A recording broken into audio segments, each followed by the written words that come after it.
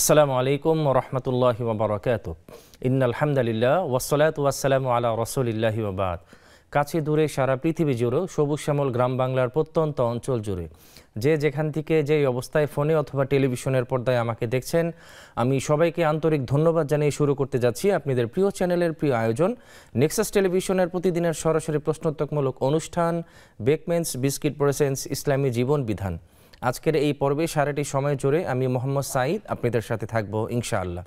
প্রিয় দর্শক, আপনারা জানেন যে প্রত্যেকটি পর্বে আমরা অত্যন্ত গুরুত্বপূর্ণ এবং জীবন ঘনিষ্ঠ কিছু বিষয় নির্ধারণ করে থাকি, যে টপিকের উপর আলোচনা করার মাধ্যমে আমরা আমাদের জীবনকে কুরআন এবং সুন্নাহর পথে পরিচালনা করার জন্য চমৎকার কিছু গাইডলাইন এই প্রোগ্রামের মাধ্যমে আমরা পেয়ে থাকি আলহামদুলিল্লাহ।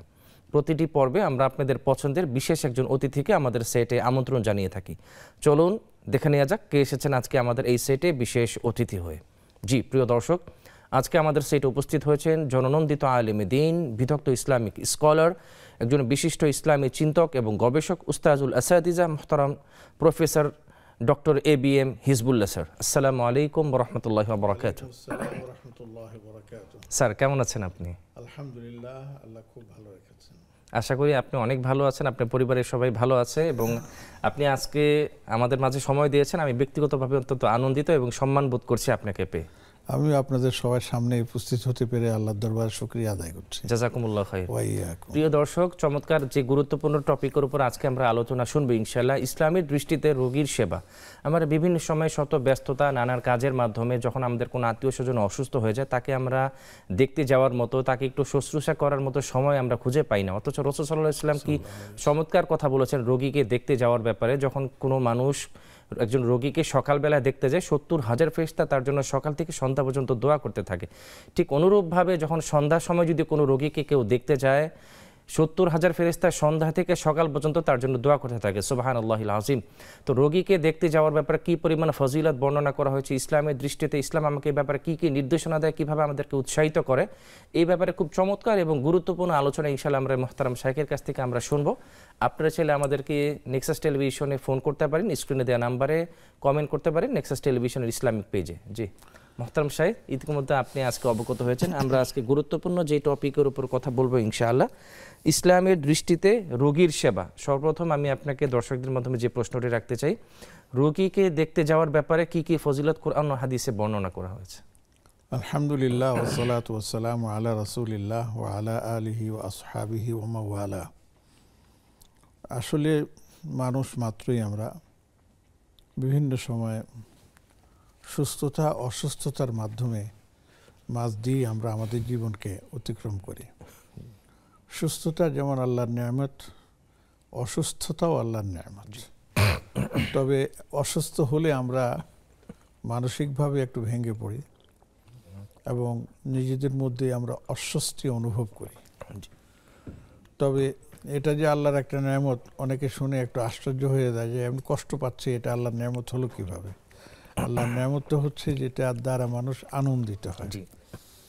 আসলে এই যে অসুস্থতার মাঝেও যে আল্লাহ পাক আমাকে আপনাকে সুস্থতা দান করছেন, বা এর মাধ্যমে যে আল্লাহ রাব্বুল আলামিন আমার গুনাহগুলো মাফ করে দিচ্ছেন, এটা যদি আমরা জানতাম তাহলে অবশ্যই আমরা অসুস্থ হয়ে নিজেকে অস্বস্তিতে ফেলতাম না, বরঞ্চ আল্লাহর শুকরিয়া আদায় করতাম যে সুস্থতা আল্লাহর নেয়ামত, এর মাধ্যমে আল্লাহ রাব্বুল আলামিন আমার গুনাহগুলোকে মাফ করে দিচ্ছেন।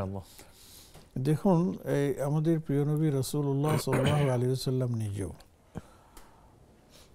অসুস্থতার ব্যাপারে বা অসুস্থ ব্যক্তিকে দেখাশোনা বা তার সেবা খোঁজ খবর নেওয়ার ব্যাপারে উৎসাহিত করেছেন। একটা হাদিসের মধ্যে দেখা যায় যে নবী সাল্লাল্লাহু আলাইহি ওয়াসাল্লাম বলেছেন, হাক্কুন আলাল মুসলিমি খামসুন, একজন মুসলমান আরেকজন মুসলমানের উপর তার 5টা হক আছে এবং সেই হকগুলোর মধ্যে একটা বলা হয়েছে ইয়াদাতুল মারিদ। ইয়াদাতুল মারিদের অর্থ হচ্ছে যে একজন রোগী, আপনি তার সম্পর্কে জেনেছেন, এখন তার খোঁজ খবর নেওয়া, তার প্রয়োজন কি সেটা সম্পর্কে জানা, যতটুকু সম্ভব সে প্রয়োজন মিটিয়ে দেয়া এবং তার জন্য দোয়া করা, সুস্থতার দোয়া করা, এবং এই বিষয়গুলো আল্লাহ রাব্বুল আলামিনের আমাদের নবীজির মাধ্যমে আমাদেরকে এই ফজিলতটা বর্ণনা করেছেন।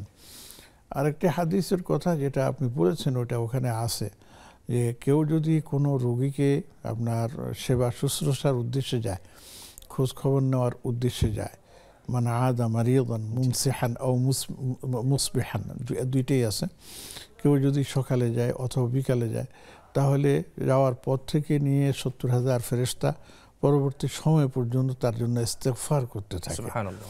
এই জন্য আমি দেখেছি অনেক কিতাবের মধ্যে যে তৎকালীন সময়ে মুরব্বীরা বা আকাবির যারা আছেন তারা বলেছেন, তো এই রোগীদেরকে দেখতে যাওয়া ফজিলতটা হচ্ছে সকালবেলা বেশি যাওয়া ভালো, তাহলে কি হবে, সন্ধ্যা পর্যন্ত ফেরেশতাদের দোয়া পেতে থাকবে। আর সন্ধ্যাবেলা যদি হয় তাহলে সন্ধ্যার সাথে সাথে যাওয়া ভালো, তাহলে ফজর পর্যন্ত আমরা ফেরেশতাদের দোয়া পাবো। এখন প্রশ্ন হলো, যদি এর মাঝখানে আমরা যাই তাহলে কি দোয়া আমরা প্রাপ্ত হব না? অবশ্যই হব, তবে সময়টা কমে গেল। হ্যাঁ, তো সেটাই। এই জন্য কিন্তু আমাদের খেয়াল রাখতে হবে যে আমরা যতটুকু পারি গেলাম, কিন্তু ব্যস্ততার মাঝে অনেক সময় সেটা হয়ে ওঠে না। অনেক সময় হয়তো দেখা যায় যে সকালবেলা যেতে পারি না, দুপুরবেলা যেতে পারি না, বিকালবেলা একটা সুযোগ পেয়েছি, তো এখন আমি ভাববো যে এই সময় তো অল্প সময় ফেরেশতাদের দোয়া পাবো, তো সন্ধ্যার পরে যাই, যদি সুযোগ থাকে যান, আর যদি সুযোগ না থাকে ওই বিকালেই যান, কোনো অসুবিধা নেই। এটাই হচ্ছে আমাদের আপনার কি জানি বলে শরীয়ী মাসআলা। আচ্ছা, শুধু তাই না, দেখুন যে রাসূলুল্লাহ সাল্লাল্লাহু আলাইহি ওয়াসাল্লাম অমুসলিমকেও আপনার কি জানি বলে সেবা শুশ্রূষা বা তার খোঁজ খবর নেওয়ার কথা বলেছেন। মানে এখানে কতটা গুরুত্ব দিয়েছেন, কতটা গুরুত্ব দিয়েছেন। তার মধ্যে দুটো ঘটনা আপনাদের সামনে আমি উপস্থাপন করছি। একটা হচ্ছে যে নবীজি সাল্লাল্লাহু আলাইহি ওয়াসাল্লামের খিদমত করতো এক ইহুদি ছেলে, ছোট বাচ্চা। তো দুই একদিন আসতেছে না, তখন নবীজি সন্দেহ করলেন যে ছেলেটার কি হলো, তো খোঁজ নিয়ে জানলেন যে সে অসুস্থ। সে গেলেন, দেখা করতে গিয়ে দেখলেন যে ছেলেটা অসুস্থ। তো নবীজি সাল্লাল্লাহু আলাইহি ওয়াসাল্লাম সে অবস্থায় ছেলেটাকে ঈমানের দাওয়াত দিলেন। ঈমানের দাওয়াত দেওয়ার পরে ছেলেটা তার বাবা ছিল পাশে, বাবার দিকে তাকালো, বাবা হ্যাঁ সূচক মাথা নাড়লেন যে তুমি মুহাম্মদ যা বলে সেটা মেনে নাও। তখন সে মেনে নিয়ে কালেমা পড়েছে, মুসলমান হয়ে গেছে। আল্লাহ রাসূল খুব খুশি হলেন, দোয়া করলেন, আলহামদুলিল্লাহিল্লাযী আনকাযাহু মিন আযাবিন নার, আল্লাহ তাকে জাহান্নামের আগুন থেকে হেফাজত করেছেন। আও কামা ক্বাল আলাইহিস সালাতু ওয়াস সালাম। ঠিক এমনিভাবে আমরা আরও একটা দেখতে পাই যে দেখুন, যে চাচার পৃষ্ঠপোষকতায় নবীজি সাল্লাল্লাহু আলাইহি ওয়াসাল্লাম মক্কার জীবনের অধিকাংশ সময় অতিক্রান্ত করেছেন, সেই আবু তালেব যখন মারা যায় তখন কিন্তু নবীজি সাল্লাল্লাহু আলাইহি ওয়াসাল্লাম তার পাশে ছিলেন, এবং তিনি তখন কাফের। তো কাফের হিসাবে দুইটা এখানে আছে, যে কাফের হিসাবে তার কাছে যাওয়া যাবে না বিষয়টা এমন না, একজন কাফেরকেও কী করা যায়, আপনার অসুস্থ হলে তার কাছে যাওয়া যায়। পাশাপাশি তিনি ছিলেন তার আপন চাচা, তাহলে আত্মীয়তার একটা বন্ধন আছে, সেই জন্য তিনি গেছেন। তারপরে এই জন্য কিতাবগুলোতে লেখা আছে বা পাওয়া যায় যে অমুসলিমের আপনার সেবা শুশ্রূষা বা তার সুস্থতার জন্য আপনার চেষ্টা করা, এটাও শরীয়ত সম্মত এবং সুন্নাহর অন্তর্ভুক্ত। তো এবং এটাও আপনার সেখানে আছে যে যদি এর দ্বারা কিছু ফায়দা হয় তাহলে তো সোনায় সোহাগা। যেমন ওই ইহুদি ছেলেটা ইমানদার হয়ে গেল, আবার তো হুজুরের পিতা এই চাচা তিনি ইমানদার হন নাই বটে, কিন্তু তাকে দাওয়াত পৌঁছানো হয়েছে। দিলটা নরম থাকে। তো এই জন্য আমরা দেখতে পাই যে আসলে আমাদের শরীয়তের মধ্যে এমন কোনো মানে ইয়ে নাই যে যেখানে শরীয়তের কোনো বিধান আপনার বলা হয় না। যেমন এই যে আপনার এর নাম কি সুন্নত তরিকা কি, একজন অসুস্থ ব্যক্তিকে যখন আমরা মানে দেখতে যাব তখন আমরা কি করব? অসুস্থ ব্যক্তিকে দেখতে গেলে কয়েকটা কাজ করতে হবে। একটা হবে দেখতে হবে, বুঝতে হবে যে তিনি আমার উপস্থিতি তিনি কিভাবে নিচ্ছেন। যদি মনে হয় যে তিনি খুব অসুস্থ, মানে অস্বস্তি ফিল করতেছেন, অনুভব করতেছেন, তখন আপনি গেলেন, সালাম ওয়ালাইকুম আসসালাম, তারপর কেমন আছেন, ভালো আছেন বলে যত দ্রুত সম্ভব তো আপনি চলে আসলেন। এটা আবার সবার ক্ষেত্রে প্রযোজ্য না। অনেক ব্যক্তি এমন আছেন যে অসুস্থ ব্যক্তি অসুস্থতা সত্ত্বেও তিনি যদি উপস্থিত হন, অসুস্থ ব্যক্তি খুশি হয়ে যায়, তার কাছে একটু ভালো লাগে, কাছের মানুষজন বা আত্মীয় স্বজন বা নিজের বন্ধু বান্ধব ইত্যাদি, তখন আপনি সময় ব্যয় করতে পারেন, সেটাও ঠিক আছে। কিন্তু দুই নম্বর হচ্ছে আপনি গেলেন, গিয়ে বসে থাকার দরকার নেই, আলোচনা করলেন। প্রথম যে কাজটা করতে হবে সেটার মধ্যে কয়েকটা বিষয় আছে। একটা হচ্ছে যে তার জন্য দোয়া করা, তাকে সান্ত্বনা দেওয়া, গুরুত্বপূর্ণ, যেমন লা বা'সা তাহুর ইনশাআল্লাহ, আপনি ভয় পাবেন না, আবার কোনো কি অসুবিধা নেই। লা বাস তহর মানে কি, এই যে আপনি অসুস্থতা, এই অসুস্থতার মাধ্যমে আল্লাহ পাক আপনাকে গুনাহ থেকে পবিত্র করতেছে। আল্লাহু আকবার। এটা দিয়ে প্রথমে তাকে সান্ত্বনা দেওয়া, এরপরে দোয়া করা, আল্লাহুম্মা আনতা শাফি লা শিফা ইল্লা শিফাউক ইশফিহি শিফাআন লা ইউগাদিরু সাকওয়া। হে আল্লাহ, সুস্থতা দানকারী তো একমাত্র আল্লাহ, আপনি ছাড়া তো আর কেউ সুস্থ দান করতে পারেন। অতএব আল্লাহ, আপনার বান্দাকে, আমার ভাইকে বা বোনকে, আমাদেরকে এমনভাবে আপনি সুস্থতা দান করুন যে এই সুস্থতার পরে যেন তিনি আর কখনো অসুস্থ হয়ে না পড়েন। এই হচ্ছে একটা। আরো একটা দোয়া, আমরা আপনার ধারাবাহিক এই আলোচনা আবার ফিরবো ইনশাআল্লাহ একটি বিরতির পরে। প্রিয় দর্শক, খুব চমৎকারভাবে মোহতারাম শাইখ কোরআন এবং হাদিসের আলোকে দালিলিক প্রমাণের মাধ্যমে আলোচনা করছেন ইনশাআল্লাহ। এরই মাঝে আমাদের সময় হয়ে গেলে একটু বিরতিতে যাবার, ফিরছি আমরা কিছুক্ষণ পরে, ততক্ষণ আমাদের সাথেই থাকুন।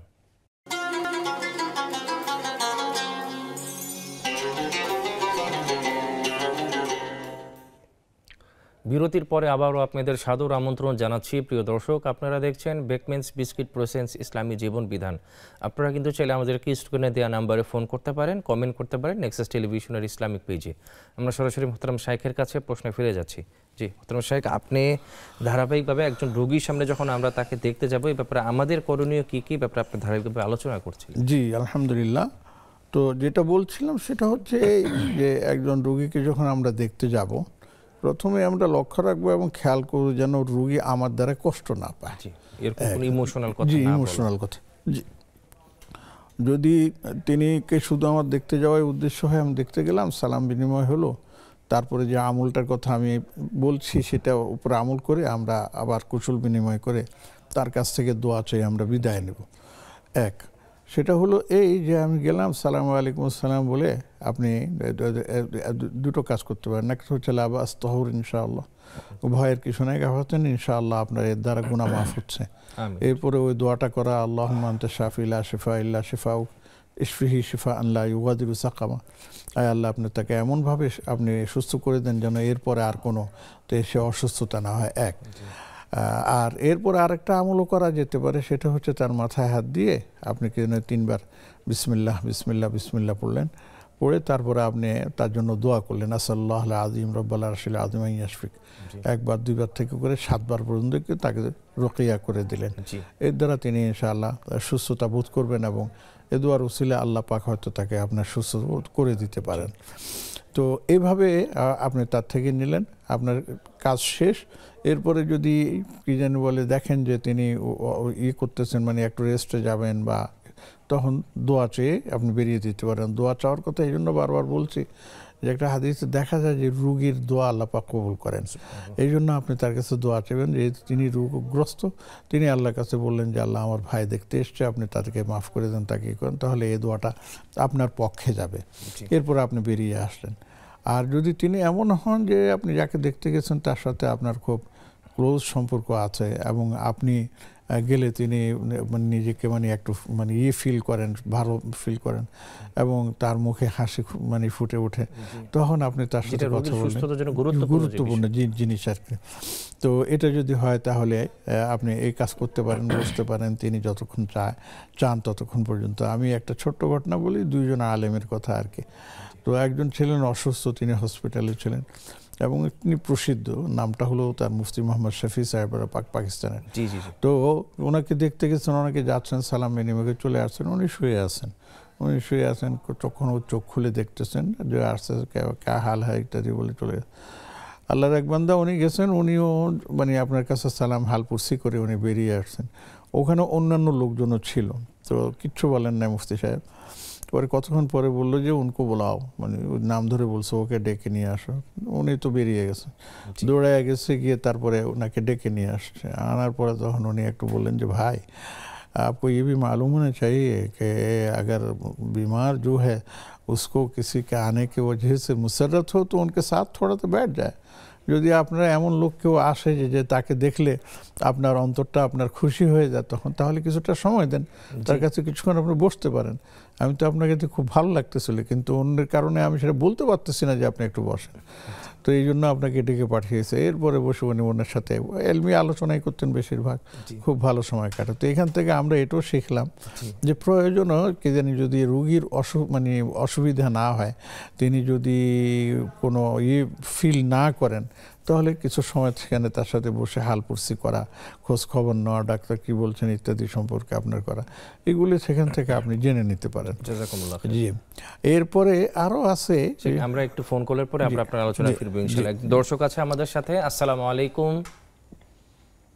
ওয়ালাইকুম আসসালাম ওয়া রাহমাতুল্লাহি ওয়া বারাকাতুহু। জি বোন, আপনি আশা করি ভালো আছেন। কোথা থেকে বলছেন এবং আপনার প্রশ্নটি করবেন? উস্তাদ আছেন, আপনি উত্তর দিবেন ইনশাআল্লাহ। জি আলহামদুলিল্লাহ। জি, আশা করি আপনারাও ভালো আছেন। জি ভালো আছি। আমার দুইটি question. G please. First question হচ্ছে যে ইয়া হাইয়ু ইয়া কাইয়ুম বিরহমাতিকা আস্তাগীথ, এই দোয়াটা আমি পড়ি কিন্তু আমি এর ফজিলত এবং এর অর্থ জানি না, আমার একটু জানার ইচ্ছা। জি। সেকেন্ড কোশ্চেন হচ্ছে যে হুজুর জাকাতের টাকা কি রমজান মাসেই দিতে হয় নাকি এর আগেই আমি দিব? যদি মনে করেন যে আমার 1 বছর হয়ে গেছে এই মাসে 1 লক্ষ টাকা, তো আমি কি এখনই দিয়ে দিব নাকি রমজানের জন্য অপেক্ষা করব, কোনটা উত্তম? জি, সুন্দর দুটি প্রশ্ন করেছেন বোন। ওয়ালাইকুম সালাম। জি, আপনি উত্তর দিবেন। সেটা আমরা বোনের প্রশ্নগুলি নেওয়ার পরে আবার আপনার ধারাবাহিক আলোচনায় ফিরবো ইনশাআল্লাহ। উনি আসলে চমৎকার করে দুইটি প্রশ্ন করেছেন। প্রথম প্রশ্ন ছিল ইয়া হাইয়ু ইয়া কাইয়ুম বিরহমাতিকা নাস্তাগীথ, এটার অর্থ কি এবং এটার ফজিলত কি? ইয়া হাইয়ু ইয়া কাইয়ুম, ইয়া হাইয়ু মানে হে চিরঞ্জীব, ইয়া কাইয়ুম মানে তিনি সবসময় আপনার অবস্থান করতেছেন, আছেন। বিরহমাতিকা আস্তাগীথ মানে হে আল্লাহ, আপনার রহমত দ্বারা আমি আপনার সাহায্য কামনা করছি, প্রার্থনা করছি। তো এটার ফজিলত তো এটাই যে আমি আল্লাহর কাছে দোয়া করতেছি। অনেকে এটার সাথে আবার আরেকটু বাড়ায় দেন, আস্তাগীথ আসলিহ লি শাআনি কুল্লাহ ওয়ালা তাকিলনি ইলা নাফসি তারফাতা আইন। হ্যাঁ, হে আল্লাহ, আমার জীবনের সব কিছুকে আপনি কি করে দেন, সুন্দর করে দেন, সংশোধন করে দেন, সহজ করে দেন। কুল্লাহ ওয়ালা, এবং আমার এই বিষয়গুলোর জন্য আমার দিকে কোনো জিনিস ফিরিয়ে দিন না, কারণ আমি পারবো না, এটা আপনি আমাদের করে দেন। তো এই পুরা দোয়াটা দেখা যায় কোনো কোনো কিতাবে লেখা আছে যে সকালে 7 বার, বিকালে 7 বার যদি কেউ এটার উপরে আমল করে, তাহলে আল্লাহ পাক তার কি জানি বলে যাবতীয় যে সুবিধা অসুবিধা যেগুলো আছে ওগুলোর দায়িত্ব নেন। এটা পরীক্ষিত আমল, এটা করতে পারি। জি, জাযাকুমুল্লাহ। বোন, আমরা কিন্তু দ্বিতীয় যে প্রশ্নটি করেছিলেন, সে যাকাতের নিসাব যদি কারো সময় হয়ে যায় আর কি, নিসাব পরিমাণ মাল হয়ে যাওয়ার পরে সে কি আসলে রমজানের আগে যাকাত আদায় করতে পারবে নাকি রমজানে এটা করতে হবে? এটা আমাদের দেশে একটা সাধারণত একটা ভুল ধারণা আছে যে সবাই রমজানের জন্য বসে থাকে। 2-3টা কারণ আছে। একটা কারণ হচ্ছে মনে করে যে রমজানে যাকাত দিতে হবে, এক। আরেকটা কারণ হচ্ছে যে রমজানে মনে করে যে রমজানে তো অনেক সওয়াব, জি, কাজে রমজানে দেই। 2 নম্বর এটা, হ্যাঁ, এই একই অবস্থার মধ্যে থাকে। ওইটা অনেকে না জানার কারণে হয়। আমি যে প্রশ্নের উত্তর দিই এবং যেটা আমাদের মানে ওলামা একরাম বলেন, সেটা হচ্ছে যে হ্যাঁ, রমজানে দান করা, সাদাকা করা, সব কিছু করা অন্যান্য মাসের চাইতে অনেক ফজিলতপূর্ণ, এটা ঠিক আছে। কিন্তু আপনি যখন যাকাত ফরজ হয়ে যায়, এই জন্য ওনারা বলেন যে যাকাতের হিসাবটা রমজান টু রমজান করাটা ভালো। কিন্তু অনেকের আছে মাঝখানে আপনার বছর পুরো হয়ে গেছে, তখন আপনি কি করবেন? তখন বলা হচ্ছে যে আপনি যে সময় বছরটা পুরো হয়ে যায় তখন আপনি যাকাত দেওয়া শুরু করে দেন, এবং যাকাত একসাথেই যে সব দিয়ে ফেলতে হবে বিষয়টা কিন্তু এমন। সময়টা তো আসলে স্যার যেটা রমজান থেকে যে শুরু হবে এটা না, এটা তো কারো যদি নিসাব পরিমাণ সময় বছর মাঝখানেও শুরু হয়ে যায়, কোনো অসুবিধা নেই, দিতে পারে।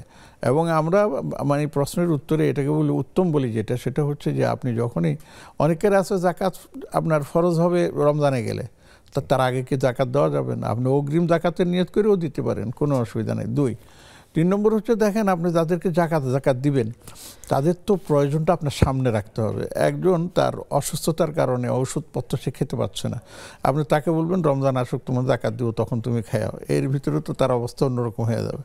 অপারেশন করা লাগবে, অথবা অনেকে আসতে দেখেছে মেয়ের বিয়ে ঠিক হয়েছে, বেচারা গরিব মানুষ খরচ করতে পারতেছে না, আমাকে যদি কিছু দিন আমার সুবিধা, আপনার রমজান আসুক তখন দিব, এইগুলো তো চলে না। আবার কিছু কিছু দুষ্টামিও আছে, আল্লাহ মাফ করুক, যে তুমি এখন হাওলাত করে চালিয়ে নাও, রমজান আসলে আমি যাকাত দিয়ে সেটা পরিশোধ করে দিই, এগুলি ঠিক না। বরঞ্চ আমি বলি যে সময়ে যাকাতটা যার প্রয়োজন বেশি সেই সময় যদি দেন তাহলে আপনি অনেক বেশি সওয়াবের ভাগী হবেন। এবং সেটা যে একসাথে আপনি একজনকে দিয়ে দিতে হবে জরুরি না, বরঞ্চ হ্যাঁ এখানে কতগুলো বিষয় আছে, যার যতটুকু প্রয়োজন তাকে ততটুকু দেওয়ার চেষ্টা করেন। আবার দুঃখজনক হলেও সত্য আমরা এটাও দেখেছি যে তাকে দিলে সে ওই যে কাজের জন্য নেয় সেই কাজটার জন্য খরচ করে না, বরঞ্চ সে অন্য উল্টাপাল্টা অন্যান্য খরচ করে এর মধ্যে দেয়।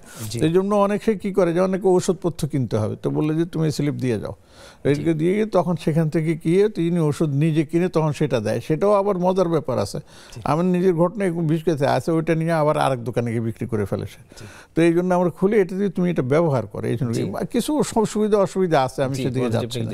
কথা হচ্ছে যে যখন আপনার উপর জাকাত ফরজ হয়ে যাচ্ছে আপনি তখন থেকে দেওয়া আরম্ভ করেন, অল্প বিস্তর যাই করেন। আর একটা জিনিস খেয়াল করেন, আত্মীয় স্বজনের মধ্যে আমি বলি যে কাকে দিবেন, আত্মীয় স্বজনের মধ্যে যারা বেশি নিডি, আত্মীয়তার মধ্যে যারা আছেন এবং বেশিরভাগ তাদেরকেই প্রাধান্য দেবেন।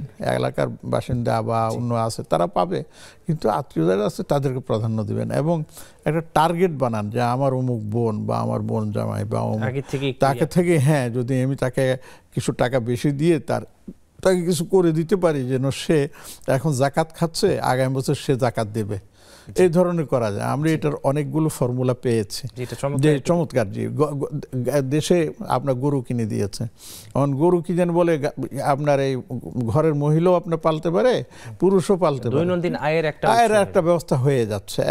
তারপরে অনেক সময় দেখা গেছে ছাগল। আমার দুঃখিত বলতে হচ্ছে, আমরা দুইটি ফোন কলে যেতে হবে। দুইজন দর্শক আছে আমাদের সাথে। আসসালামু আলাইকুম। হ্যালো, আসসালামু আলাইকুম। ওয়ালাইকুম সালাম। জি বোন, আপনি আশা করি ভালো আছেন। কোথা থেকে বলছেন, আপনার প্রশ্নটি করবেন। জি আলহামদুলিল্লাহ ভালো আছি, পটুয়াখালী দশমিনা থানা থেকে বলছি। জি শুকরিয়া। জি স্যার আছেন, আপনি উত্তর দিবেন। জি জি হ্যাঁ, আমার প্রশ্নটা হচ্ছে যে আমাদের গ্রামে একটা প্রথা আছে যে স্বামী মারা গেলে স্বামীর যেখানে দাফন করা হয়, এরপরে যদি স্ত্রী মারা যায় তো স্ত্রী যে স্বামীর ডান পাশে দাফন করতে পারে না, বাম পাশে দাফন দেওয়া লাগে। এটার মধ্যে কতটুকু সততা আছে? স্ত্রী মারা গেলে কি স্বামী ডান পাশে দাফন করতে পারে নাকি বাম পাশে দাফন করা যায় বা যায় না, এটা আর কি জানার জন্য। জি জি জি জি অনেক শুকরিয়া। আরেকজন দর্শক আছে আমাদের সাথে। হ্যালো, শুনতে পাচ্ছেন? জি আসসালামু আলাইকুম হুজুর। জি ওয়ালাইকুম সালাম। বোন, আপনি আশা করি ভালো আছেন। কোথা থেকে বলছেন, আপনার প্রশ্নটি করবেন। আপনি টেলিভিশনের ভলিউমটা একটু কমিয়ে নেবেন বোন। জি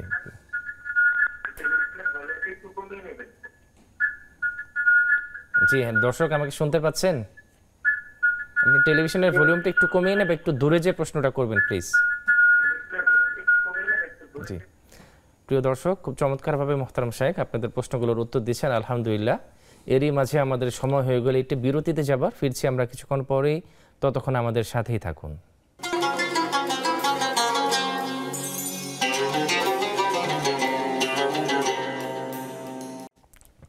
বিরতির পরে আবারও আপনাদের সাদর আমন্ত্রণ জানাচ্ছি। প্রিয় দর্শক, আপনারা দেখছেন বেকমেন্স বিস্কিট প্রেসেন্স ইসলামী জীবন বিধান। আপনারা কিন্তু চাইলে আমাদেরকে স্ক্রিনে দেওয়া নাম্বারে ফোন করতে পারেন, কমেন্ট করতে পারেন নেক্সাস টেলিভিশনের ইসলামিক পেজে। আমরা সরাসরি শাইখের কাছে প্রশ্নে ফিরে যাচ্ছি। শেখ এক বোন আমাদের কাছে বরিশাল অঞ্চল থেকে ফোন করেছিলেন যে ওনাদের এলাকায় একটি প্রথা আছে, স্ত্রীর আগে যদি স্বামী ইন্তেকাল করে তো স্বামীর কবরটা যেখানে হবে তার ডান সাইডে পরবর্তীতে স্ত্রী ইন্তেকাল করলে কবর দেওয়া যাবে না, বাম সাইডে ইন্তেকাল দাফন করতে হবে। এই ব্যাপারটাকে আসলে কোরআন হাদিসের আলোকে কোনো প্রমাণ আছে কিনা? না, এই সম্পর্কে কোনো প্রমাণ নাই, বরঞ্চ এটা আমি মনে করি লোকালি বা স্থানীয়ভাবে এটা একটা কুসংস্কৃতি।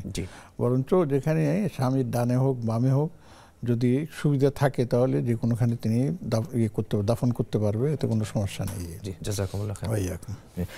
স্যার, একজন রোগীকে যখন আমরা দেখতে যাব, এই ব্যাপারে আপনি খুব চমৎকার ধারাবাহিকভাবে কথা বলছিলেন কোরআন ও হাদিসের আলোকে রোগীকে সুস্থ হয়ে ওঠার ব্যাপারে আসলে আমরা কি কি করতে পারি, খুব চমৎকার কিছু কথা হাদিসে বর্ণনা এসেছে। কিন্তু রোগী যখন একটু বেশি ক্রিটিক্যাল অবস্থায় বা মুমূর্ষু অবস্থায় থাকে, এরকম অবস্থায় আমরা অনেক সময় চাই যে রোগীকে যেহেতু দেখতে এসেছি উনি যেন জানে বা আমি ওনাকে দেখতে এসেছি, বা ওনার সাথে ছবি তোলার একটা হিরিক পড়ে যায়, আমাকে এটা প্রচার করতে হবে, এই ব্যাপারে যদি আমাদেরকে একটা কিছু বলতেন। এটা একটা বিব্রতকর অবস্থায় রোগীকে পড়তে হয়। আসলে এটা আপনি একটা সুন্দর প্রশ্নের অবতারণা করেছেন। যারা এটা করবে বা করে আমি তাদেরকে বিনয়ের সাথে বলবো মেহেরবানি করে এটা করবেন না। অনেকে বলেন যে কোনো বড় এক ব্যক্তিত্ব যেই হোক, তিনি আলেম বা গায়রে আলেম, সাধারণ মানুষ বা নেতা বা যেই হোক, যে এটা আমরা যদি ওয়েবসাইটে ছেড়ে দেই তাহলে সবাই এটা দেখলো, তার জন্য দোয়া করলো, এটাও হতে পারে। তো এই জন্য তার ছবি দিতে হবে কেন? ছবি ছাড়াও কি তার জন্য দোয়া চাওয়া যায় না? লিখেও চাওয়া যায় যে অমুক অসুস্থ, আপনার সবাই তার জন্য দোয়া করবেন। তার মুমূর্ষ অবস্থার যে মানে একটা ভীতিকর বিষয় আছে, সেটা আপনি যদি দেন তো অনেকে আবার সেটা দেখে অস্থির হয়ে যায়, পেরেশান হয়ে যায়, তার মধ্যে অস্বস্তি ফিল করে। তাহলে এক অসুস্থ ব্যক্তিকে আপনি ছবি দিয়ে আরেকজনকে অসুস্থ বানিয়ে দিচ্ছেন, এটা কিছুতেই জায়েজ নাই বলবো না, মানে এটা কিছু উচিত নয়। এবং অনেকে জায়েজ নয় এই কথাও বলেন, আমি সরাসরি সেটাই বলতেছি। তো এই ক্ষেত্রে আমরা চেষ্টা করবো। আবার অনেকে মানে এটার নাম কি, এই যে সেলফি করার জন্য অমুকের সাথে আমার ছবি আছে, অমুককে আমি দেখতে গেছি, অমুক ইতে গেছি, এগুলি আসলে করা উচিত না। সেটা আছে এমনি আমরা দেখি যে অনেক সময় বড় বড় কেউ যদি ব্যক্তিত্ব হন, নেতা হন বা আপনার মানে স্কলার হন, তাদেরকে দেখতে যায়, তখন তো মিডিয়ারা যারা আছে তারাই সব ছবি তুলে নিচ্ছে, তারা সেটাকে প্রকাশ করে দিচ্ছে। আমি আবার অন্যভাবে করার দরকারটা কি? এইটা করাটা উচিত না। আমি এটাকে মানে করতেছি, ডিসঅনার করতেছি, যে এটা যেন আমরা না করি।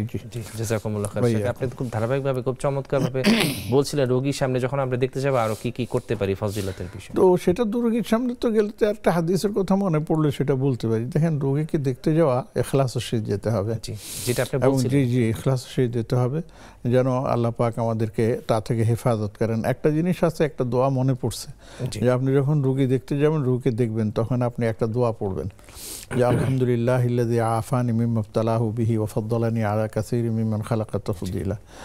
যে আলহামদুলিল্লাহ, আল্লাহ আপনাকে তাকে যে অসুস্থতা দিয়েছেন তা থেকে আপনি আল্লাহ পাক আমাকে হেফাজত করেছেন, এই জন্য আল্লাহ প্রশংসা করতেছে, এবং আল্লাহ পাক অনেক বিষয়ে আমাকে সম্মানিত করেছেন। এগুলি আপনি করতে পারেন। আরেকটা হাদিসের মধ্যে আছে, সেটা আমার দেখা যায় যে যদি কেউ কাউকে দেখতে চায়, তাহলে সেই জন্য জান্নাতে অবস্থান করতেছে। সেই খুরফাতুল জান্নাহ শব্দটা বলা আছে। খুরফাতুল জান্নাহ মানে হচ্ছে জান্নাতের বাগানে, যেখানে ফল ফলাদি, ফুল টুল কত কিছু আছে। যতক্ষণ পর্যন্ত সেখানে থাকবে, সেই মনে হবে যে না, আমি জান্নাতে বসে আছি। আসলে এগুলি কত কিছু, এটি হচ্ছে হাই মেন্টালিটির প্রশ্ন আছে, যে আমি রুগী দেখতে গেছি আর আমাকে বলতেছে জান্নাতে বসে আছে, একটা তামাশার মতো মনে হয়। নাউযুবিল্লাহি মিন যালিক।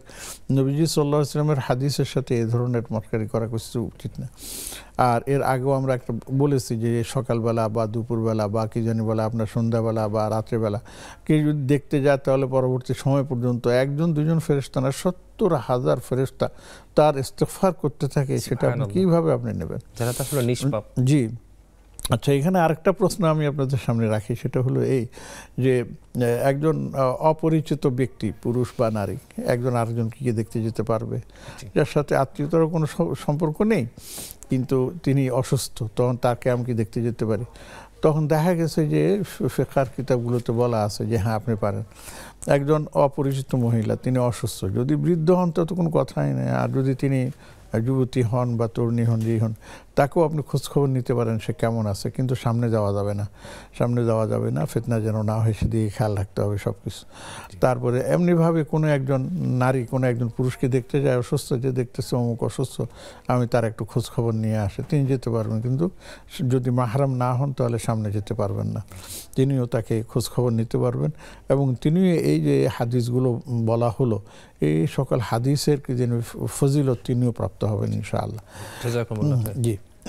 জি স্যার, আমি আপনার কাছে একটা প্রশ্ন রাখতে চাই। বিশেষ করে আমরা অনেক সময় মা বোনরা যখন ওনারা পর্দার মধ্যে থাকে, তো ডেন্টিস্টের ক্ষেত্রে, পুরুষ ডেন্টিস্টের ক্ষেত্রে বা পুরুষ ডক্টরের ক্ষেত্রে এটা একটা বড় একটা বিড়ম্বনার মধ্যে ওনাদের পড়তে হয়। যদি কখনো এরকম হয়ে যায় সেক্ষেত্রে ভালো ফিমেল ডক্টর পাওয়া যাচ্ছে না, এটা দাঁতের ক্ষেত্রে হতে পারে বা যে কোনো চিকিৎসার ক্ষেত্রে হতে পারে, এই ক্ষেত্রে কি ওনারা চাইলে পুরুষ ডক্টরের থেকে চিকিৎসা নিতে পারবেন?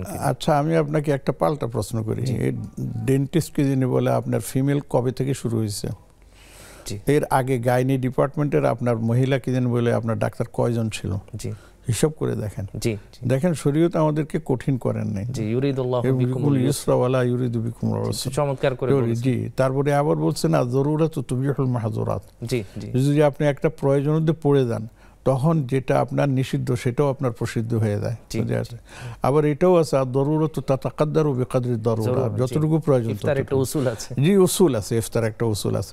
এখন এখানে যেটা আছে, আপনি মহিলা ডাক্তার আছে কিন্তু ডেন্টিস্ট তার হাত ভালো না বা হাত কাঁপে বা তার প্রতি আমার অনেক সময় পাওয়াও যায় না, সেটা পাওয়া যায় না, সেটাও আছে আমি ধরে নিলাম, কিন্তু তার চিকিৎসাটা আমাদের কাছে ভালো না। যদি এরকম হয় তখন আপনি নিরুপায় হয়ে তখন কোনো পুরুষ ডাক্তারের কাছে যদি যান কোনো সমস্যা নেই। এখানে আবার এখানে আবার আরেকটা প্রশ্ন চলছে, যদি মুসলমান না হয় মুসলিম হয় তাহলে আরে বাবা আপনার ডাক্তার হয়েছে আপনার দাঁতের ডাক্তার, আপনার যে কোনো ডাক্তার, তিনি ডাক্তার, সোজা কথা হচ্ছে যে আমি তার থেকে চিকিৎসা নিচ্ছি, এছাড়া তো অন্য কিছু না। যদি থাকে তো আমরা ওর কাছে যাবো না, অন্য কাছে যাবো, কিন্তু না থাকলে তখন আপনি কি করবেন? তখন আপনি আত্মহত্যা করবেন নাকি? এটাকে তো আত্মহত্যার মধ্যে সামিল করে ফেলা হয়, নিজের রোগটাকে নিজের বাড়ার সুযোগ করে দেওয়া, যে না অমুক কাছে যাবো না, তোমার কাছে করবো না, সে করবো ইত্যাদি। তো এটাকে সহজভাবে নিতে হবে, সহজভাবে নিতে হবে। এই ধরনের পরিস্থিতি যদি আমাদের সামনে আসে তাহলে আমরা সেটা করতে যাবো। আর মজার ব্যাপার আছে, অনেক সময় দেখা যায় স্ত্রী অসুস্থ, এখন সেরকম ডাক্তার পাওয়া যাচ্ছে না, আর যাদেরকে পাওয়া যাচ্ছে না পছন্দ হচ্ছে না, স্বামী বলে তোমার চিকিৎসার দরকার নেই, তাহলে তো এটা করে তো আপনি স্ত্রীর উপরে জুলুম করতেছেন। আবার স্ত্রীরাও আবার বড় চালাক আছে, স্ত্রী কি যেন জামাই কি যেন বলে ডাক্তারের কাছে নিবে, ওম ডাক্তার প্রস্তুত কি যেন করে না, ওর কাছে নিবে না। আর এই আজীব ব্যাপার তো হয়েছে, এখন ডাক্তার নাই, যাকে পাওয়া যাচ্ছে তাকে দেখেন আপনি, সেখানে আপনি কেন এত বাড়াবাড়ি করতেছেন? তো এই জিনিসগুলো কিন্তু আমার চিকিৎসার ক্ষেত্রে অনেক প্রয়োজন। দেখুন আমাদের দেশের লোকেরা কি বিদেশে চিকিৎসা করতে যায় না? বিদেশি সবাইকে মুসলমান, সেখানে মুসলমান কি জানি বলে আছে, খ্রিস্টান আছে, হিন্দু আছে, অনেক কিছুই আছে, চায়নাতে যাচ্ছে, হংকংয়ে যাচ্ছে, তারপরে আমেরিকা যাচ্ছে, সব জায়গায় যাচ্ছে, সেখানে কি সবাই মুসলিম পাওয়া যায়? যাকে পাওয়া যাচ্ছে তাকে, যিনি যে বিষয় আপনার অভিজ্ঞ তাকে সেই বিষয়ে চলে যাচ্ছে। তারপরে যেমন নাকি মেয়েদের ব্রেস্ট কি জানি বলে আপনার যে ট্রিটমেন্টগুলি করে, এরা কারা করে? এখন অবশ্য আলহামদুলিল্লাহ সব জায়গাতেই মহিলা পাওয়া যাচ্ছে, এই জন্য সুবিধা আছে আর কি। যখন ছিল না তখন কি করতেন বলেন? তো এইগুলি হচ্ছে দরুরা, যেটা আমাদের যে উসুলের যে একটা উসুল আছে, সেইভাবে আমরা বলতে পারি। যদি একান্তই পাওয়া না যায় তখন এটা যায়। প্রিয় দর্শক, খুব চমৎকারভাবে দালিল প্রমাণের মাধ্যমে শাইখ চমৎকারভাবে আলোচনা করছেন। এরই মাঝে সময় হয়ে গেলে একটা বিরতিতে যাওয়া, ফিরছি আমরা কিছুক্ষণ পরে, ততক্ষণ আমাদের সাথেই থাকুন।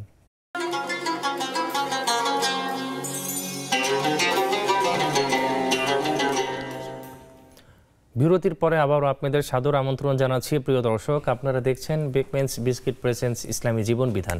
আমরা সরাসরি শাইখের কাছে প্রশ্নে ফিরে যাচ্ছি।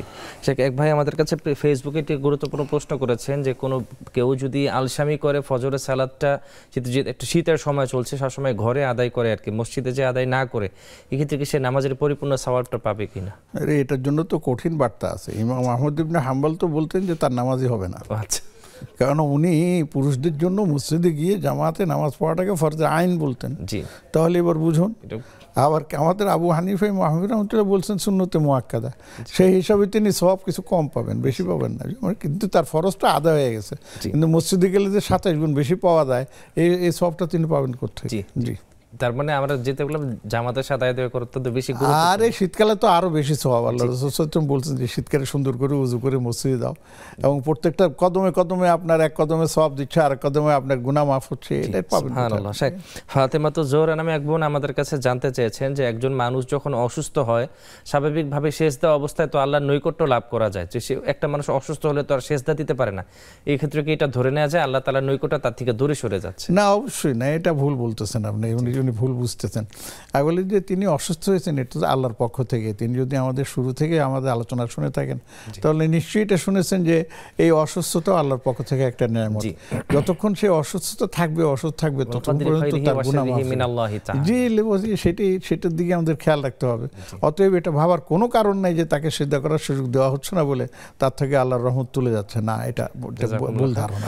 আপনার কাছে একটা গুরুত্বপূর্ণ প্রশ্ন রাখতে চাই, একটা মানুষ যখন বেশি অসুস্থ হয়ে যায় তখন কিভাবে সালাতটা আদায় করবেন? কারণ যখন একটা মানুষকে, একটা পেশেন্টকে ক্যাথেটারে পরানো হয় তখন তো তার স্বাভাবিকভাবে সেখান থেকে ওঠার কোনো সুযোগ নেই, এবং উনি ওযুটা কিভাবে করবে এই ক্ষেত্রে, বা তায়াম্মুমটা কিভাবে করতে পারেন এবং সালাতটা উনি কিভাবে আদায় করবেন? না, এইভাবে খেয়াল রাখতে হবে যে স্যার এমন হতে পারে অনেক রোগীরা হসপিটালের রিপোর্টে এসে আমাদের রোগীটা অসুবিধা নেই, সেটা বলছি, সেটার জন্য নিয়ম হচ্ছে যে ক্যাথেটার পরালে হলে অনেক সময় হাঁটার জন্য সুযোগ থাকে। যদি তিনি হাঁটতে না পারেন, বসার একটা ব্যবস্থা থাকে, তাহলে বলবেন।